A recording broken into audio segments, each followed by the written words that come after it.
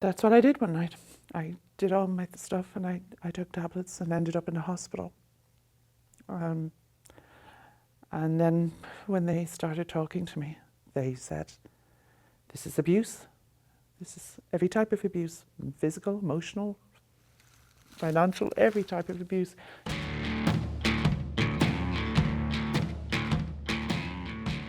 Hello and welcome to Girls with Goals. I'm Niamh Maher. We're bringing you a very important show this week in partnership with Women's Aid and with AIB as well. We're talking about financial and economic abuse, and a little bit later on we'll be chatting to a woman who has been through something like this. But first I want to introduce my guest this week. So Margaret Martin is here and you are the Director of Women's Aid. Margaret, you're very welcome to the show. I'm delighted to be here, Niamh. Thank you so much. I think it's really important to talk about these kind of issues, and anything that we can do to put it out there a little bit more is so crucial. So I suppose with that in mind, you know, the first thing that I want to talk about is economic abuse and financial abuse in particular. So for any of our listeners and our readers of Her who wouldn't be as familiar with that term as they would, say, with domestic abuse, can you just kind of explain it to us a little bit? Well, I suppose it's a bit like domestic abuse in that it's one of the ways it manifests itself. A lot of behaviours within a domestic violence relationship are about control, so it's very much about control. We've been hearing about financial abuse or economic abuse, whichever term you prefer, way back since before the Celtic Tiger. So people tend to understand it. We found people were more interested in it once the recession hit and the crash, and people were, so many people were worried about money and counting their pennies, etc. But that it had existed all the way through. It has nothing to do with the level of resources that a couple have or a family have. It's very much more about control. And it's unusual enough for anybody to experience one form of abuse on its own. It can happen, certainly, but a lot of the time there will be emotional abuse, there may be sexual abuse, there may be physical abuse. Most people tend to think of domestic violence very much in terms of physical abuse, and they don't really understand very much the other parts of it. But it's very much about controlling, and the way things we see very much are, sometimes it's about blocking or interfering with or trying to undermine a woman when she's trying to get her own independent income. So it's about getting income, and then it's about having your income and having control over your income and what you do with it. And it manifests itself in a whole range of different ways. And also, when you look at economic abuse, sometimes people carry into that also your assets, whether they're your car or your home or something like that, and that we'd see very much as part of financial abuse. Sometimes it's about damaging that. Was it something that, you know, the way you say that, like it was always there? Yeah. Was it something that for a while women themselves weren't necessarily talking about, whether it was to do with a stigma or whether it was something to do with not thinking that maybe it was as significant as, like you say, the physical abuse or the domestic abuse that we kind of, have seen and is very well documented in society? Would that be something? That I think for an awful lot of women, it's not like if you're mugged on the street or something. So, there's this single incident, and it's on a scale from 1 to 10 in terms of severity, etc. But it's very definable. So in terms of emotional abuse and financial abuse, they are always smaller pieces. And it's the accumulation of all of these pieces that really have the impact. And that's why it's very good now. We have a new crime since the 1st of January and coercive control. And that's accepting that it's not just one thing, it's the build-up of a lot of small pieces. So typically what we'd hear from women about is, as I said, they may be trying to get a job. Sometimes we've even heard of women who've been he may take the keys to the car if she's going to be driving off to the interview. He may even lock her in the house. Women being undermined, or when they want to undertake some sort of training that's going to lead them towards financial independence. Because still you'll have very much a traditional divide in terms of childminding. So typically it's much more common that when you have children, and particularly given the cost of childcare in Ireland, that when you have a couple of children, that the woman might decide to take a couple of years out or reduce her hours down or something. So in terms of our economic independence, sometimes it's very much reduced around that time. And I think the other thing is that when you're in the throes of a very romantic relationship and, you know, you're very enamoured with your partner and it all seems to be going well, the idea of having a joint account is absolutely fine.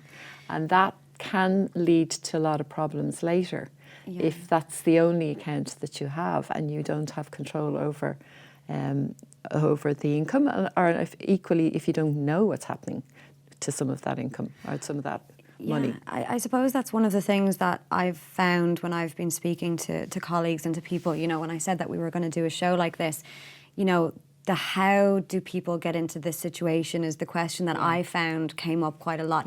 A lot of the throwaway comments would be, it's 2019, why don't you have your own independence? You should have your own bank account. So just to kind of understand that and just to kind of, you know, really learn more about that from all of our point of view, say someone who's never been in that situation, like how do these situations come about? I mean, you know, I think sometimes the problem that we have when we talk about abuse is that there's a flippancy from people who have never experienced it. So it's very easy for me to sit here and say, I'm a 32-year-old woman, I've always had my own bank account, but I've never been in a situation like that thus far. So is it romance? Is it a level of trust that maybe goes too far at the beginning of a relationship? It can be really simple things. Sometimes it can be something as simple as you know, a couple meet, they become really interested in each other. You know, what we'd hear most often is the woman has a house or she has an apartment, it's hers, and he moves in, and you know, there's a kind of rosy haze at the beginning, and then she starts to think, well, he's not really paying any of the bills, so I'm still paying all the bills. And you know, I mean, part of the kind of ideal that we have being an adult, as you say, is economic independence, but also that you negotiate and you work things out and that people pay their own way. And you know, that's ebbs and flows in a relationship, and that's the essence of a relationship, that you look after each other. So there's a lot of things sometimes that can be okay for a short while, but you start to look at it and think, oh right, you know, now we've been living together for 6 months and he's not paying any of the bills. And then, you know, typically what we'd hear about is he's thrown up his job and he's no money and he wants to borrow money. And so all of these things, one thing spirals into another thing and spirals into another thing. So it almost starts as dependence, sometimes on like from the woman, as in like, you know, she may be the person in that more power position originally, and then that kind of starts to change. It can, as it much. escalates. And then I think the other thing is, I thought, I don't know if people would be familiar with it, but the Jessica Bowes was on the Late Late Show a number of weeks ago. I saw that, And it was just really interesting how she was talking about the early stage of her relationship. And one of the things that she was talking about was that she had a fairly ordinary car, and her partner came along and, you know, gave her this present of this amazing car, and she was completely blown away by it. And he said, oh, I'll just sell your car and, you know, put it towards it. But he had kept keys to it, and he kept the you know, so even though he was giving it to her, he never actually gave her the certificate of ownership.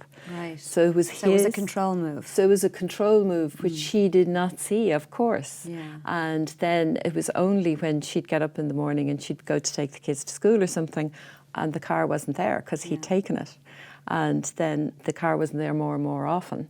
So, you know, that thing of freedom of movement is also a big thing that we hear an awful lot about.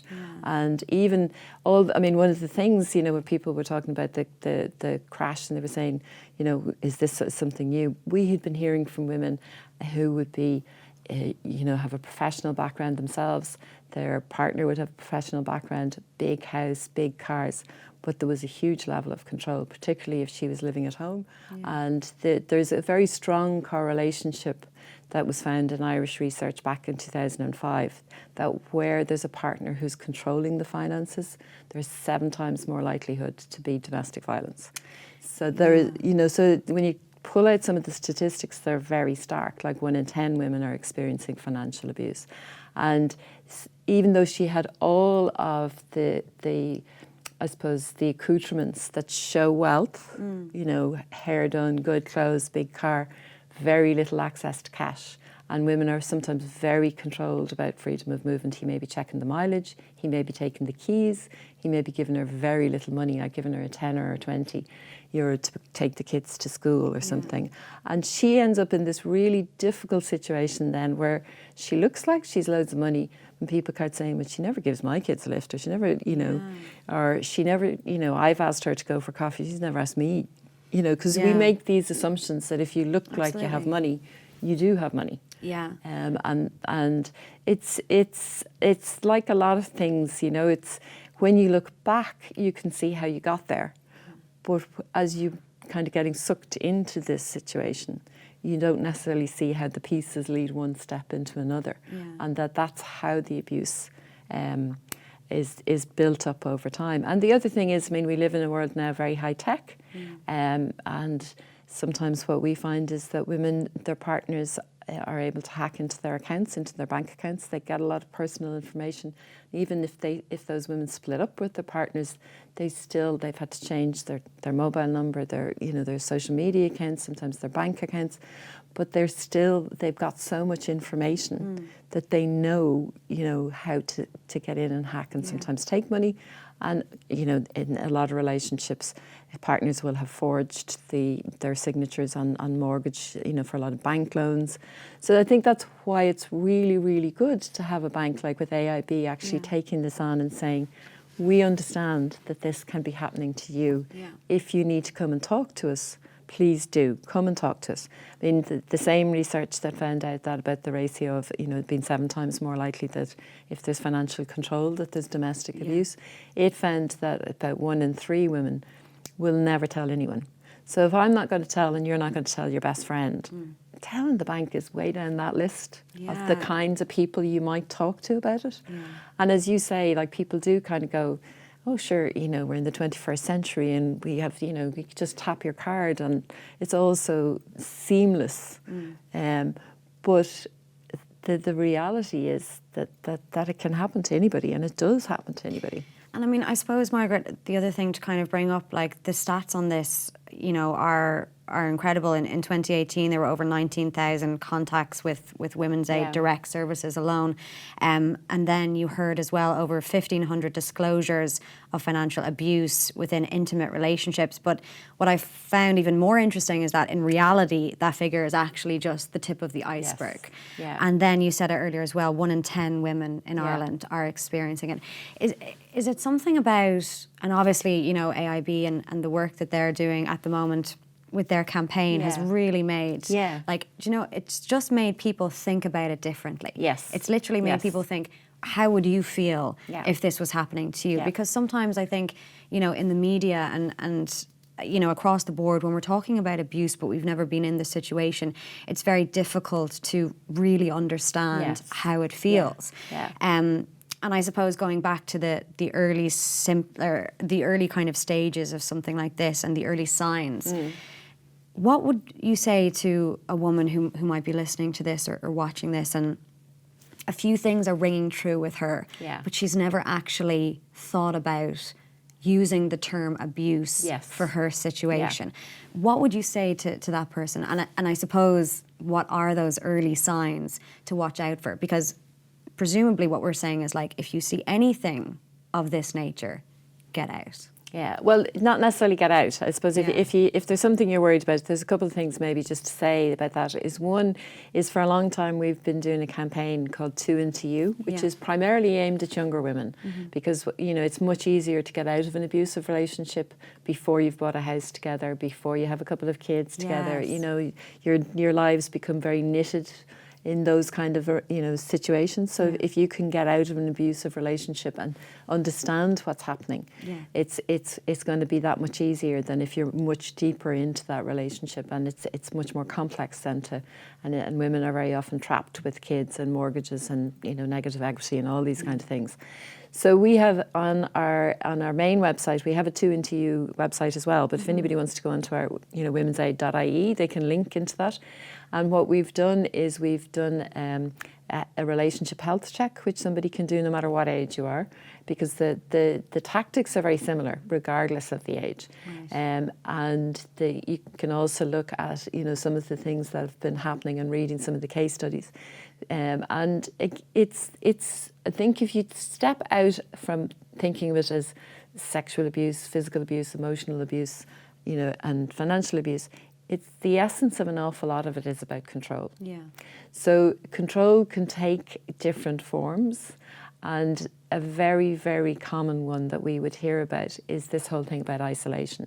So one of the things we'd have in that, you know, we have a guide like 10 signs to dating abuse. So is this thing that in an early part of a relationship, or in the early stages of a relationship, it can be really seductive if somebody just wants to see you all the time. Yeah. And, you know, that you're saying, you know, oh, it's Friday night, the weekend's up, and, you know, the girls are going for a drink, and you know, he says, oh, but it's a beautiful night. Let's go for cocktails on some rooftop place or something. And so it sounds wonderful. So it's always the better option. Yeah. In depending on it's somebody who knows you, so they know how to tempt you in a sense. And what we hear then is how women lose contact a lot of the time with their support base, with their family, and that grows and grows and grows. Like, this doesn't just all happen in 1 week. It grows over a period of time. So then even when you are out with your friends, he might be texting you all the time. Yeah. And we have a lot of posters around that, you know, just like, where are you, what are you doing, who's there? And then when the evening's finished and he knows where you are, he might show you up, even though, and he'll say, oh, I was really worried about you getting home, and, you know, all of Right, this yeah. kind of thing. So it can seem very protective, but a lot of the time, if that is a consistent pattern in your relationship, it's about being able to step back and be, you know, we can ring Women's Aid Helpline anytime, day or night. Yeah. We're 24/7. If English isn't your main language, we have access to 170 languages within about 30 seconds to a minute. So you can speak, you know, in your own language about it. And it's then trying to make sense of that. And what's interesting is, and I know it'll be quite a leap for people in a way, but one of the other things that we do is, since 1996, we've been tracking and gathering information on all of the women who've been killed violently in Ireland. And so we have 22 years of data, and we publish that each year, and it shows that it's quite different to what people tend to think of in terms of people used to think very much, and hopefully it's changing a little bit, that women were at a very high level of risk from strangers in terms of assault, sexual assault, physical assault on the street. The reality is you're much more likely to be killed in your own home. Yeah. You know, that's about 63% of women are killed in their own home. About 87% of women are killed by somebody they know. About half of all of the women who've been killed in Ireland have been killed by a current or ex-partner. So your relationship is much more risky than it is for a man. And at our last conference, we had a woman who's a woman called Dr. Jane Monckton Smith, if people are interested in her. She was a police officer, and she's used a lot of information to track what are the very early signs. And she's developed, particularly for the police to use, the kind of different 8 stages in a relationship. And one of the things that she talks about, and it had such an echo for us, although we'd never really pinpointed it before, is this desire for overcommitment, early commitment. And the way somebody might even talk about you. So very early on, wanting to move in really quickly, I've never met anybody like you. Yeah. And it can be, and if your instinct just feels like it's a little bit rushed, trust that instinct. Yeah. And that, it's all those things. It's not like there's a particular thing. Yeah. And it's sometimes, you know, there's a lot of women we would be supporting, and we would know their partners have come from an abusive relationship before. They will have found that out. He may have moved on to somebody else. So they effectively are going to get better, really, at what they're doing, and they can be very effective at grooming and feeding in, and even just picking up on somebody who, you know, sometimes people will say to me, is it vulnerable women? But life being what it is, we can all be vulnerable at some particular point. Absolutely.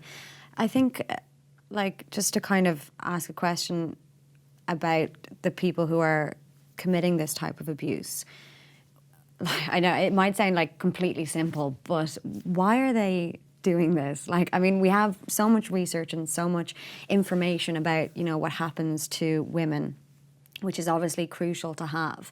But I suppose, like, you know, one of the main things that we can always say is that a lot of women don't know that they're getting involved with someone who might have, like you said, a history of this kind of abuse. So, I mean, and again, you know, you can't go through your life like looking out for these kind of people, and you know, they're obviously very skilled at integrating themselves into people's lives. But you know, what is the end goal? Is it just that having that control? Is it just having that power? Is it narcissism? Like, what exactly is it? Narcissism is certainly part of it. I mean, I think there's not enough research in relation to that, but I think a lot of there is a kind of commonality of, you know, a sense of entitlement, and it comes from a lot of historic kind of views in terms of women's role. And so, you know, I know we all think we've progressed, and we have progressed massively, but there is an idea that, you know, a lot of men would think, okay, you're my wife now, you know, and for a lot of women, it is when they actually get married or when they get pregnant, because the other piece of research that is very startling is that women who are physically seriously assaulted, for a quarter of them, that abuse started when they were pregnant. So there's a really strong correlation, and it's a very high risk time in terms of pregnancy, and it's a hard one to read in terms of like what is the motivation behind that, and it's two things really that possibly it could be. I would think one is that the attention very often switches from the man to the woman, because a lot of people will say, "Oh, how's it going? How are you?" Know, when, you know, suddenly she becomes much more interesting. because a lot of it is about controlling things, and the other one is that he knows now that she's much more dependent, so he can, you know, if you've been trying to kind of control somebody and make somebody, you know, more compliant in that. Because there's some things that in abusive relationships there can be some really bizarre behaviours that are almost like particular things that just set them off. It can be housework, it can be all sorts of things, and it's knowing that now it's not as easy for you to leave, you know. So it's, I think, unfortunately, it would be, there's not a lot of data, there's not a lot of research anyway. But I think the motivations behind it, and a lot of it is supported. I think, you know, there is this thing of victim blaming, you know, that we're gradually moving away from in terms of sexual abuse. So that thankfully now people are much less likely to say, well, she shouldn't have gone there, and she shouldn't have been drinking, and there will be people who will say all of that, and she shouldn't have been wearing whatever it was that she was wearing. But we still have that. I mean, guys are beaten up and assaulted and killed by other guys. Nobody ever turns around and says, well, what was he wearing? Or why was he out there? Or did he have, you know, why did he have a few drinks? So you don't have that same victim blaming. And whereas you do have that, it's almost like women are burdened, even though they're victimised, with the guilt of it, and they feel that guilt. Yeah. I want to ask as well about, you know, whether or not family members or loved ones, if they have inklings that something isn't right, or that something might not, you know, be right in the relationship. Because you said earlier that, you know, a lot of the women who, when they come to the realization that this is happening, it's been going on for a very long time, and on the surface they might look a certain way, and everything appears to be perfect. You know, is there anything that you would say to family members who might, you know, be listening to this or watching this, and who might worry that something like that is going on, and what would they do in that situation? Well, I think if anybody's worried, we have an awful lot of information on our website, and we get about 500 hits a day, and hopefully it's useful to people. But I think it is about, you know, understanding the issue much more. We have a particular section on our website, is if somebody close to you if you think somebody's been abused, what can you do? And it's very much about, you know, being supportive, and timing is a big issue, because, as I said, in the beginning you might see something in terms of behaviours that you feel really ill at ease about, but you can see that this is a very romantic phase, and it's, you know, that your instinct might be, this isn't the time to say it. Because of course there's that fear as well, like, you know, if you go anywhere like guns blazing and being like, how dare you do this, how dare you do this, you know, people sometimes are in situations where there is a threat of violence that may not be out there, or like you said, you know, something like financial and economic abuse can move on to physical abuse very quickly. So tact, I suppose, is very crucial when it comes to that. Yeah, and I think that's the thing. I mean, like a lot of the things that are very helpful to women, that if you think that somebody is struggling and you notice that they don't have a lot of money, I mean, the most crucial question really to ask somebody in terms of their resources is, if you need to get €50 by tomorrow, would you be able to do it? There's an awful lot of women who wouldn't be able to do it. Wow. Or €100. That's crazy to even think about it. Yeah, because they are so controlled. And people find that really hard to understand. And I mean, and certainly there's a lot of people who are struggling in Ireland. So that I'm not belittling any of that. No, of course. But it is, so you can have all of those things. And the difficulty with it is that resources give you independence. Resources give you options. And if you don't have access to something like that, I mean, we have, we have about a third of the amount of refuge space. So if you are very frightened, like a lot of women would also live with a level of fear. They may have seen flashes of it. They may never have been physically abused, but something in them is telling them, this guy, if I leave, or if I, you know, they will know that. They'll sometimes say that. I'm afraid, you know, at some level, I'm afraid of what he might do if I was to leave. And an awful lot of women would talk to us. An awful lot of women live with death threats, or threats that he will kill himself if she leaves, you know, or that he will take the kids and kill himself and the kids, crash the car, and that, you know, burden will be on her head for the rest of her life. So, you know, there's all of those things going on, and it can be really, really difficult. But there's a lot of information that, if you're interested in trying to find out a bit more, it's helpful for. I think that the thing that has such resonance for most women and for people closer are women's stories. Other women's stories, because I can sit here and say this happens to every woman, you know, no matter what her age is, no matter what background, what accent she has, what sort of profession, what sort of background she's come from.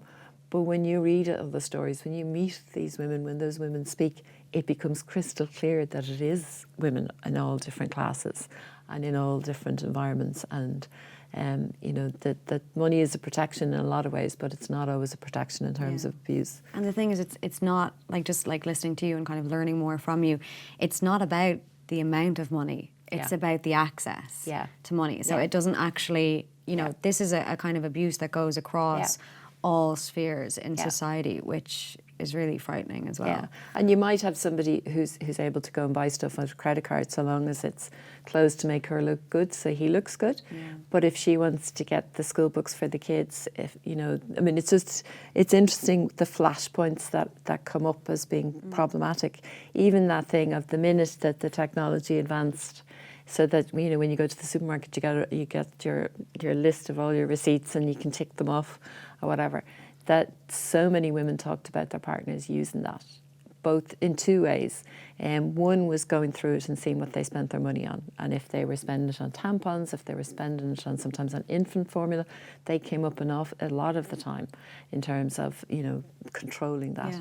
The other thing is, all of those receipts will give you a time. So for an awful lot of women, they're so controlled that, and again, it's this tactic to keep them isolated.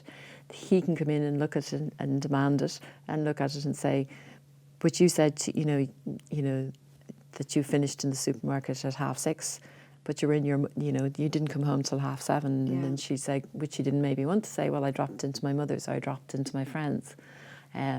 Because it's becomes a really difficult environment to be operating in for women, and so they're always trying to second guess an awful lot of them. I mean, you get, you know, I suppose it changes over time, and I think that's the thing, that even if there is no physical abuse, the financial control and abuse is so crippling, and that's really why it's important that there's a bank that understands this. Yeah, absolutely. That's the leadership about saying, you know, because the other thing that when we even started to discuss this, which never had occurred to me even before, and I'm steeped in this in a way, no, but, you know, most people won't be, is because I had never thought of checking, if I take money out at an ATM, from an ATM, does that show where that ATM is?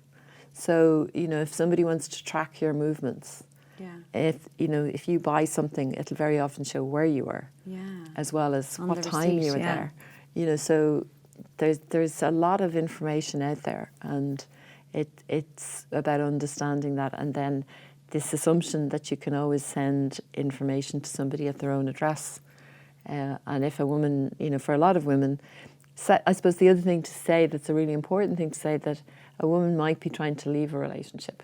So she might be, in the past, have been squirreling away some money. And if she's trying to do that in another account and something comes in that's a statement from that account and he hasn't known about it, that's another indication that she maybe is thinking about leaving, and that's a flashpoint. The risk escalates very dramatically around the time that, you know, where women are planning to leave or have left. And unfortunately, the other thing that people very often don't realise is an awful lot of women have left the relationship. They've been out of I mean, we would work with women, they're out of the relationship 6 months, 6 years, you know, for a very long time. And you can still get women who are being stalked or being harassed. He keeps inserting himself back in her life and finding ways to cut into her life. I suppose, you know, you mentioned there about the women's stories being really crucial, and we're gonna go and listen to a woman's story now.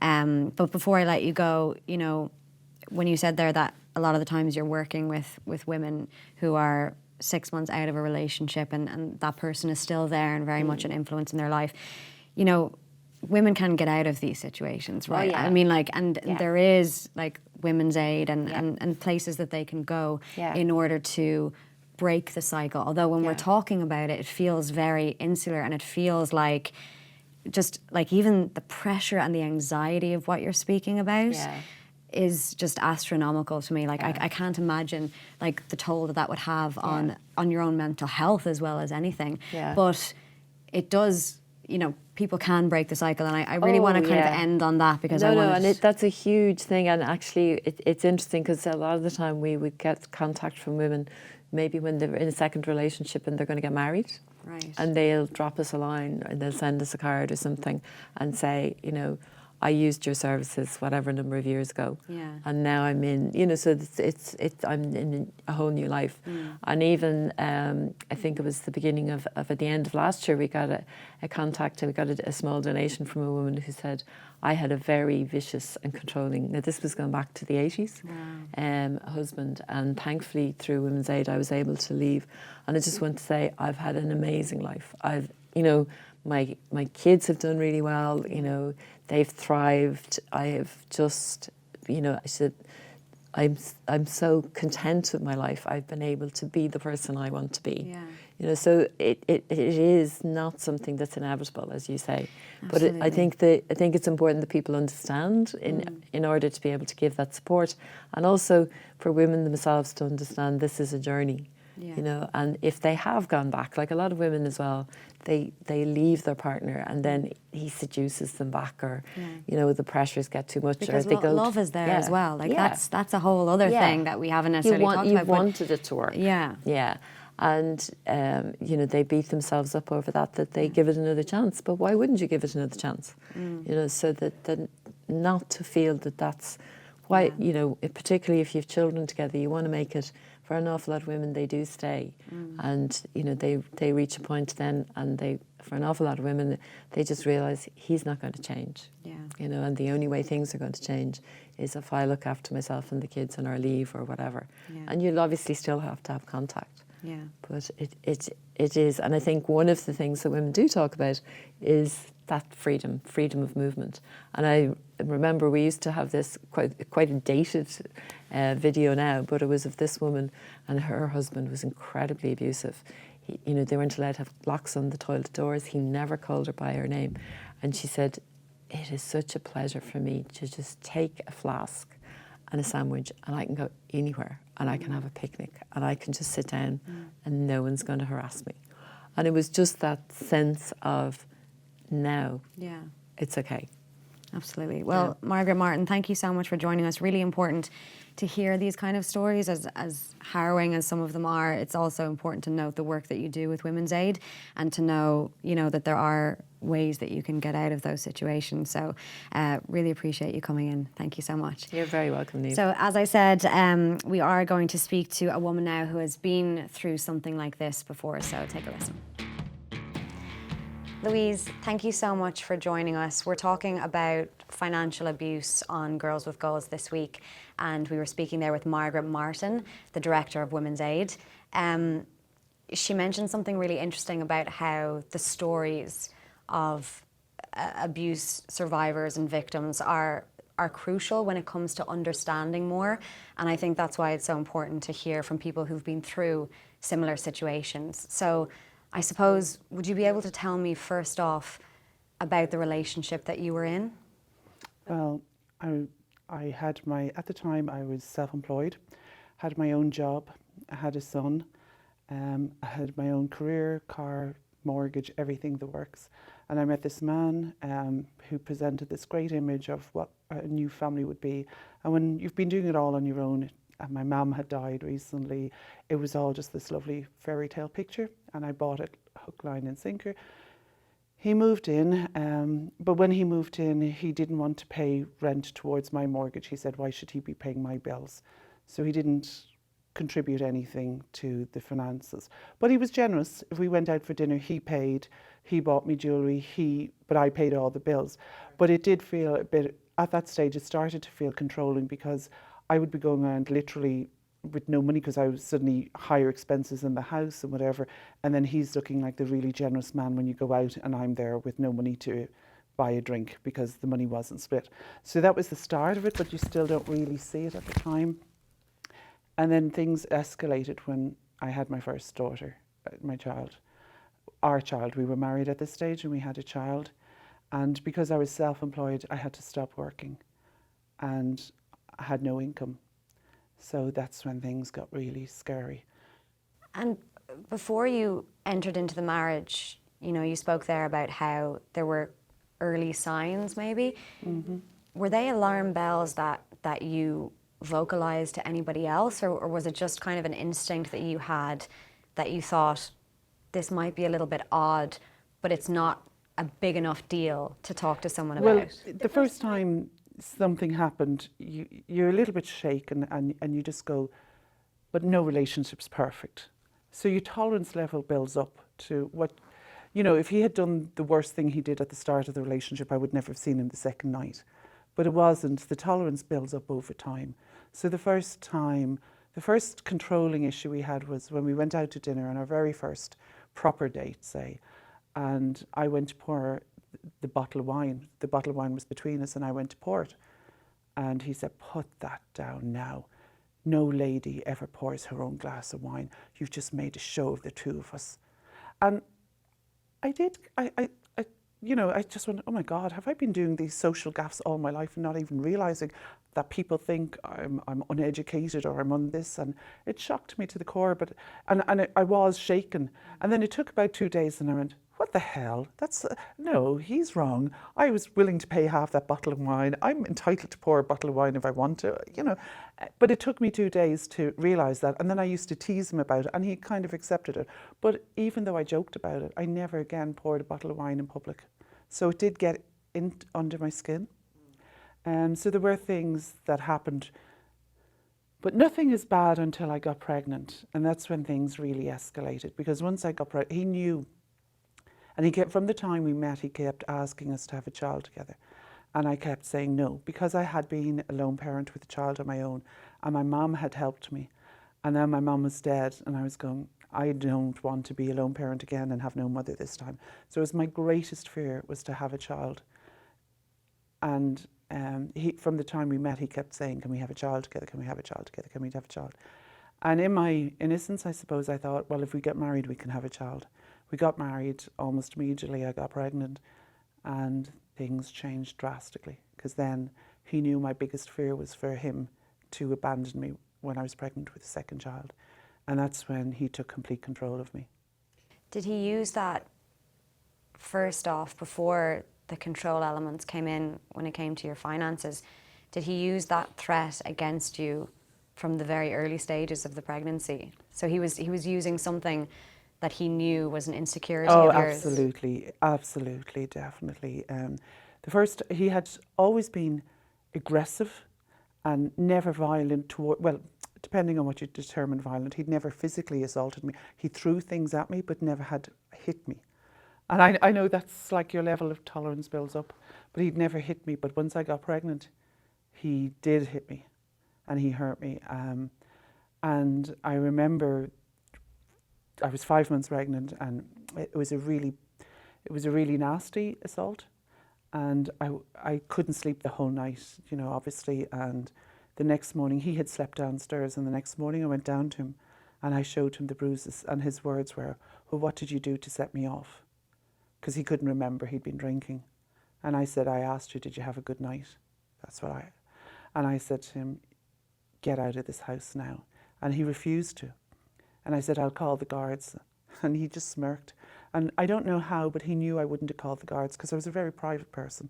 And that image of being a battered wife, I would never have accepted that label. I would never have had the guards coming to my house and to be seen in that vulnerable state. It wasn't who I was and wouldn't be. So he knew that. Like, he was clever in ways.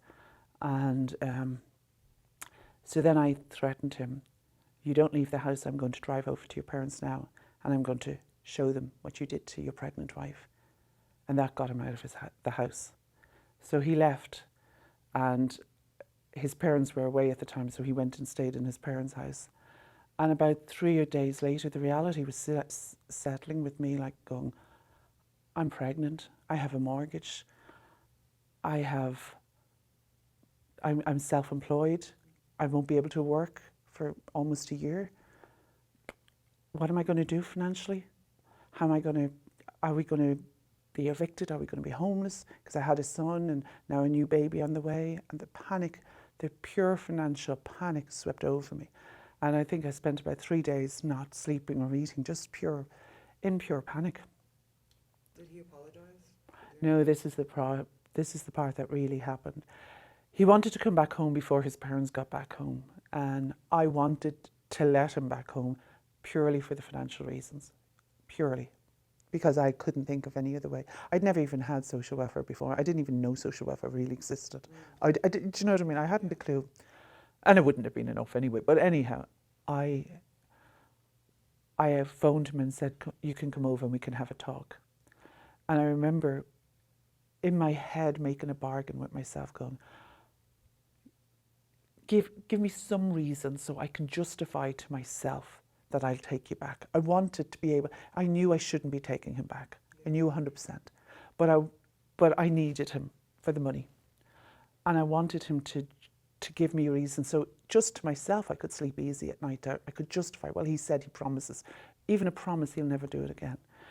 And he came back and he did say, "Oh, I won't do it again." And I said to him, "Well, how do I know you'll never do it again?" And I was really crying out for him to say, "Because this, or I'll go to council, I'll do whatever."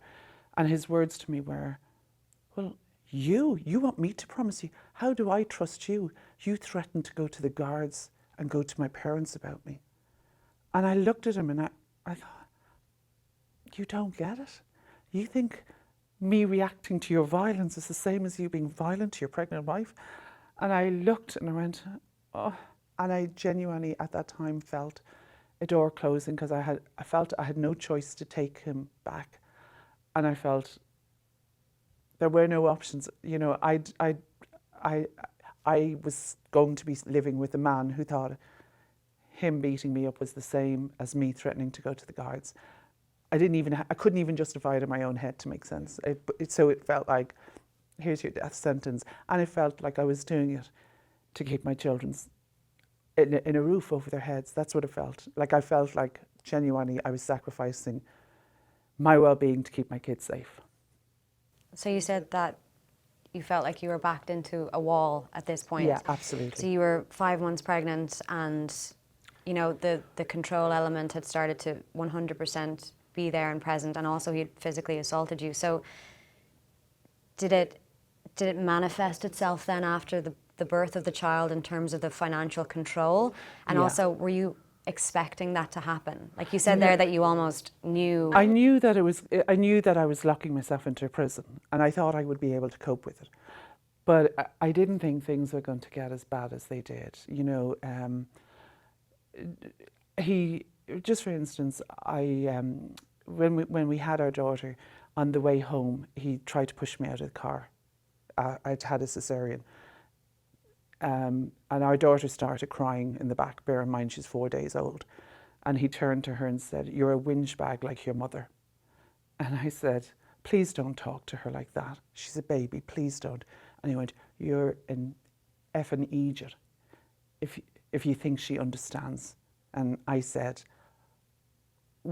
so you think you're going to stop, you'll know when she understands, you're going to stop talking like that to her when she understands? And it was at that point he kind of threw me out the car, stopped the car and tried to push me out.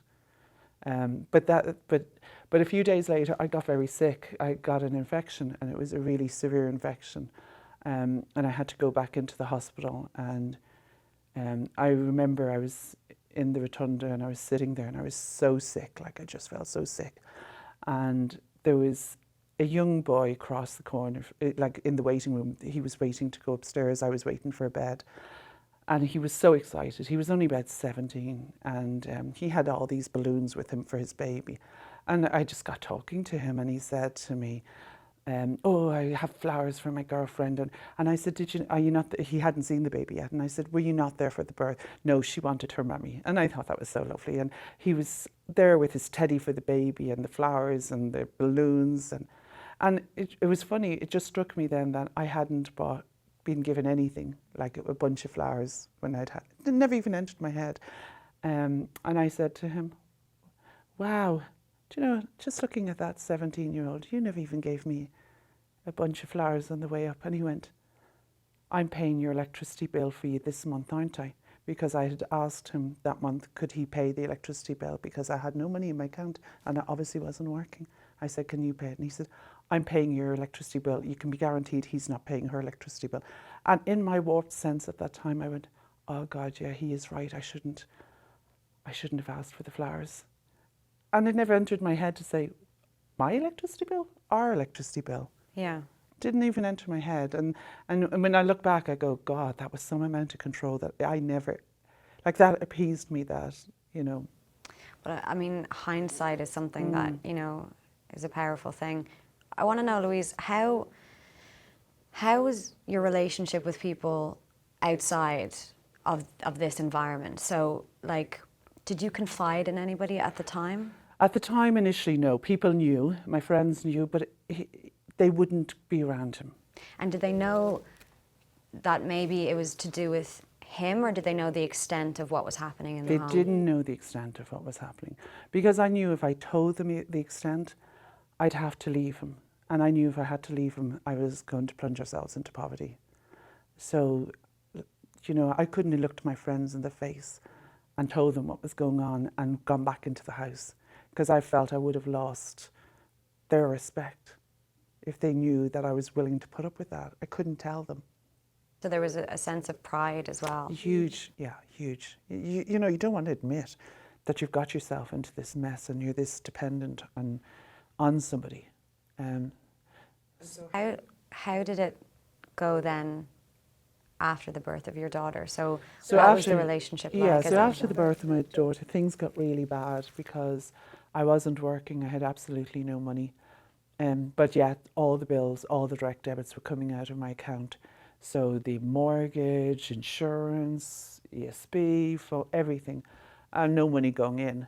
So every month I would panic. And he had his weekly wages coming in, and they were still his spending money, because that's what it was. And so every month, you know, before the end of the month, when I knew the bills would come in, I'd have a week of not sleeping, a week of, you know, stealing up the thing, going, can you give me money to put into my bank account to pay the bills? So you had to beg him. Oh, I had to beg him, yeah. And every month there'd be this screaming match where I was useless, I was incompetent, I was a leech, I couldn't do anything right. You had a newborn baby though. Yeah, a newborn baby. I couldn't even put her in a creche, I couldn't work. And at that stage, because I had no money, my car was no longer taxed and insured, so I couldn't even get out of the house. And he wouldn't get my car taxed. He said, why would he waste his money and get... So I was stuck in the house with no money, like literally. And when I say no money, I mean not €5 in my purse. Like I couldn't even get a bus. I couldn't do anything. I was literally stuck there. And then the buggy broke, and he said he'd take it away to get fixed, and he never brought it back. And then I genuinely was stuck in the house for... So he took... Like the mode of transport for your child away, So I couldn't on top of everything. I couldn't leave the house. I couldn't even go for a walk. I was stuck in the house, like literally stuck in the house. And so when did it become a situation? I mean, like obviously it was a situation that you needed to not be in, but what changed for you? What was the moment when you kind of realised that you needed to talk to someone and to figure out a way out? Because even though you said that the biggest fear that you had at the time was being plunged into poverty, you know, was that the only thing that was keeping you there, or did it keep you there for too long? It kept me there for too long, but I was just so concerned about my two children. That's all I cared about.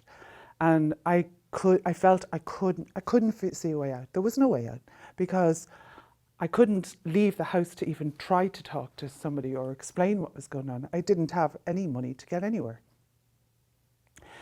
So I kept thinking every month was such a strain of, you know, trying to get the bills together. And I knew that any day now the bills wouldn't be paid. And I was looking at alternatives. I genuinely was looking for any solution, and I couldn't think of anything. And then the only thing I could think of was I had a 250,000 life policy. And before that got cancelled, before direct debit was bounced and that I needed to kill myself to keep my kids safe.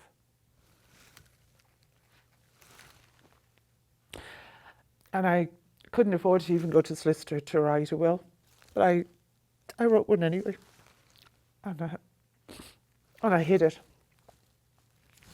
And I told my two friends where it was hidden, and I said, when I kill myself, take this will and make sure the two children are kept safe, and sign it as if you've witnessed it. Please just do this for me.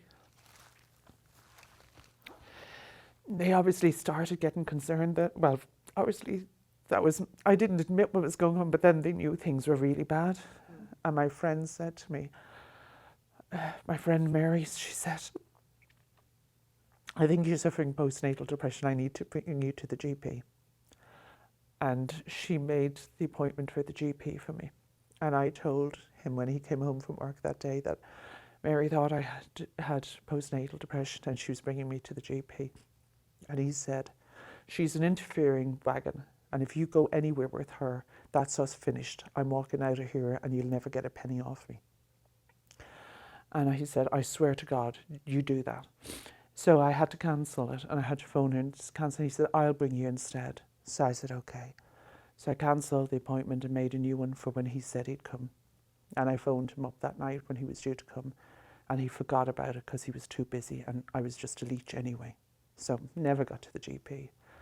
And then just options were running out. So I made my plan. I thought, I had two big plans. One was to get my son into secondary school and make sure he was settled. And the other one was to get my baby christened. So my son went to secondary school in September and he was settling in well. And then in November, I arranged the christening, and with the pure intention that I've done what I need to do for my two children. I have the will written, I have everything. I still have the life policy, and I will kill myself, and that'll be it. And they will be kept safe. They will have a roof over their heads, and my two friends are going to look after. And that's what I did one night. I did all my stuff, and I took tablets and ended up in a hospital.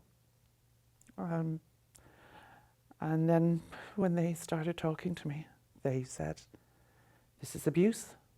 This is every type of abuse, physical, emotional, financial, every type of abuse. And I kept saying, no, it's not. I'm not in an abusive relationship. No, it's, I couldn't, and they kept saying phone Women's Aid. And I said, no, because in my head, Women's Aid were for women who were in hospital every week with all their teeth knocked out. So I couldn't identify, didn't see how that was me. And I suppose wouldn't identify, not only couldn't, but wouldn't. And this nurse then just said to me, you won't believe me that you're in an abusive relationship and you don't think you deserve to phone Women's Aid. And we're having this battle every day, so I'm going to phone Women's Aid. I'm going to give you the phone, and if you tell them your story and they agree with you, I'll never ask you to phone them again. Of course I phoned them.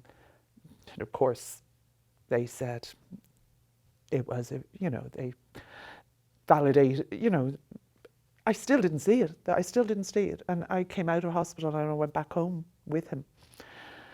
And he treated me even worse. Like, it's hard to believe, but it got even worse.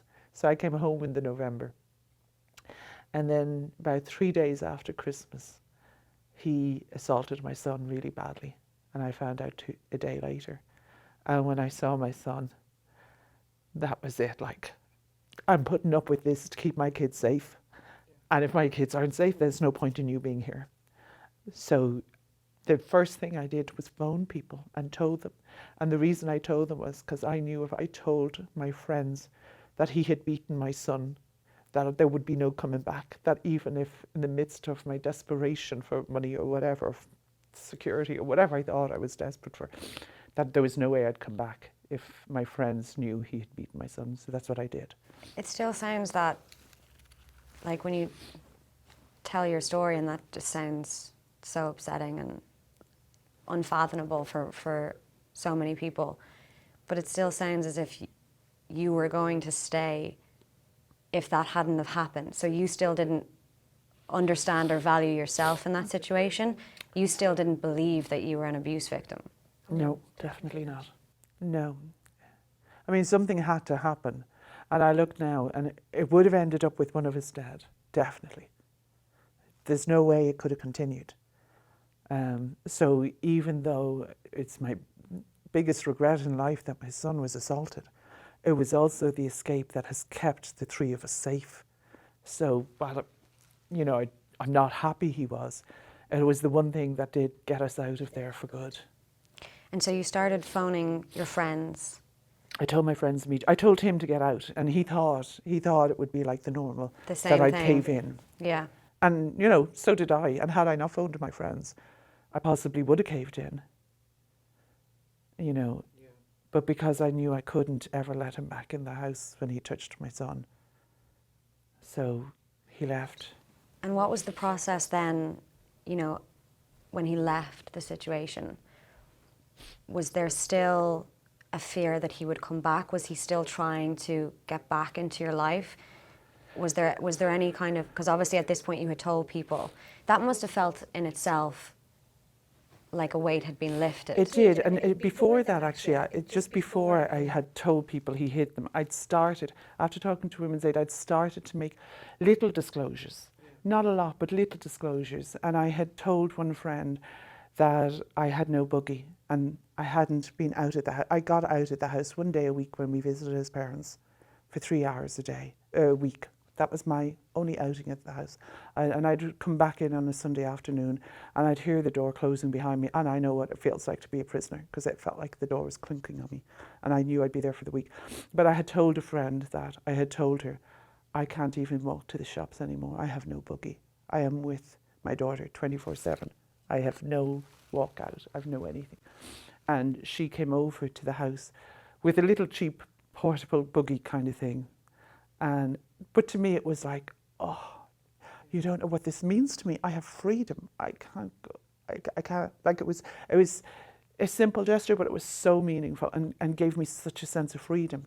And I was so thrilled. And she left the house, and his first words were, she's an interfering bitch. We can buy our own buggies. We don't need her to be bringing buggies. And I remember when he said it, I didn't answer him, but I just thought, well, if we could, why haven't we? So I was starting in my head to get that voice back and going, well, why haven't we? Why haven't we? Why have I been stuck in the house for 6 months for the sake of a €30 buggy? And why is the buggy that cost €500 sitting in the boot of your car that you haven't brought back to get to get it replaced? Did you feel safe when he was gone finally? I felt a huge sense of relief, actually, and I thought I was going to be, because it was my biggest fear. It had been my biggest fear for years that I would not manage being a single parent again to another child. So that financial fear was still was Hugely. still there for you. Oh yeah, it was Yeah. huge, and that I wouldn't manage. So all of that was still there, but the sense of relief of not walking on eggshells, not starting to think we might be able to plan a life for ourselves. We might just get this out. And getting support of people, like even just being told, there is social welfare there. Is there? I didn't know that, all of this type of thing. And trying to, build a life back up. But the system is so against women in that situation, so against, because the court system, having to go to court to beg for money from a judge who doesn't know anything that's gone on and gives you 5 minutes if you're lucky in the courtroom and decides whether you're going to live in poverty or not, or, the court orders are arbitrary. You have to stand there, fight your case. A lot of times you come in with your receipts and bills. I don't have time for that. One stage I remember I was back in college and I said, but that doesn't even cover the cost of the creche. Well, you should be at home minding your own child, from a judge. So the whole having to do it, and then when he left, there were 2 things he could control: not turning up not seeing his daughter or seeing her, or controlling whether he would, or access to her. And then the other thing was access to money. So there was a court order there that he should pay money. And it was on his whim whether it was paid or not. And there was a pattern, and there is still a pattern, but it doesn't affect me anymore because I know the pattern and I plan for it. There was a pattern always: the week of one of my children's birthday, the week of Christmas, the week of Easter, the week of anything that would be going on that I would need the money more, is the week that wouldn't pay it. Right. So he was still trying to maintain that control even when you had left Yeah. the situation. Yeah. And I felt it was enabled by not having a statutory maintenance agency, having to go into court and fight him for money, when he didn't pay, and I mean at one stage he was 9,000 in arrears in maintenance. Social welfare were deducting me on the basis I was getting that money. I wasn't. So we were then below what you would be on social welfare. I remember having to sell every single piece of jewellery I had, every piece of gold jewellery, because it was at the time where the gold for sale was really prevalent, going into shops with all my different gold jewellery to make things, just to make sure my children were fed that week. I suppose, like, you spoke earlier about, the sense of pride that you had early on when it came to not telling your story. Yeah. And, like, sitting here and listening to your story, I mean, the only word that I can think of is brave, because, you speaking out and telling the truth about what happened to you can only help other women that are in this situation. But I suppose at the very beginning, there was love there. Like, you did love this man. Mm-hmm. I did, yeah. And I want to know, like, if you were to speak to other women who might be experiencing the early signs of something like this. I mean, advice seems like a silly word, but is there anything that you would say to them? Go with your instinct. Go with your gut instinct. I knew in the bottom of my heart things were wrong, but I wanted to buy the image he was selling me. I wanted the fairy tale. I wanted it so badly that I ignored my own gut instinct. And, don't ignore your gut instinct. And set yourself up. I was independent. I had a career. I had a mortgage. I had everything. And I let him come in, and he shouldn't have stepped inside my door with a key unless we had sat down and agreed the bills. Like, that from the start was controlling. That yes, he was generous bringing me out to dinner. Yes, he was generous buying stuff for me. but that was still him controlling. And it was a justification for Yeah. not contributing to something that clearly should be something that is Yeah, because then I would have liked to have been able to treat him for a dinner or be able to buy him a drink, but I couldn't do any of that because I was the little woman. Even though I was the woman at home paying all the bills, I still was being treated like this dependent when he was actually dependent on me for the roof over his head. So trusting your instinct would be the... Trusting your instinct and making sure your finances are set in stone before you get involved. You know. And how has your life been finally since this happened to you? Fabulous. A long, hard road. Like, I'm not going to say it was easy. I mean, I cannot tell you the amount of times I was in and out of court fighting for maintenance enforcement, attachment of earnings, bench warrants, everything, trying to get maintenance paid. I cannot tell you. I genuinely, I'd say there was one year I was 15 times in the court alone, and all to no avail. I get my maintenance paid now weekly, and you know, I had to rely on myself to do it. In the end, I said to him one time, if you don't pay the maintenance, I'm going to, because he moved back to his parents, I'm going to sit outside your house with a banner and let all your neighbours know what type of man you are. And for about 6 months that worked. And then one day the money wasn't in when it was supposed to, and I phoned him up.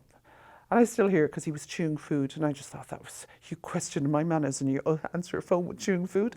And he was chewing food, and I said, where's my money? And he said, get stuffed, and hung up the phone on me. And I thought, okay, I've threatened to do this. If I don't carry this out, this means he knows he's won again. So on the Saturday night, I got banners together and I made my banner. And I, Sunday morning, because I knew the place would be busy with people going to mass or golf or whatever, and I sat outside his house for 6 hours with the banner. And I phoned him and said, if you don't have the money in my bank account by 12 o'clock tomorrow, I'll be back around tomorrow, but this time I'll have friends and I'll have TV cameras and I'll have whatever other media you want there. And my money gets paid now. But it shouldn't have to be that hard. It shouldn't have to be that hard. But now, as I said, my life, I went back to college and I did a master's when my daughter was 2. And I started working part-time, and she's older now. So now I'm back full-time work for the last couple of years. And we have a great life. Have you told your daughter about her father? She sees him not all the time. She sees him every now and then. She can't stand him anymore. She's wiser than I am. She saw through him a lot quicker than I did. But my son has not just gone through school, but graduated from DCU. My daughter's flying, and life couldn't be better for us. Louise, it's so amazing to have spoken to you, and thank you so much for sharing your story. Thank you.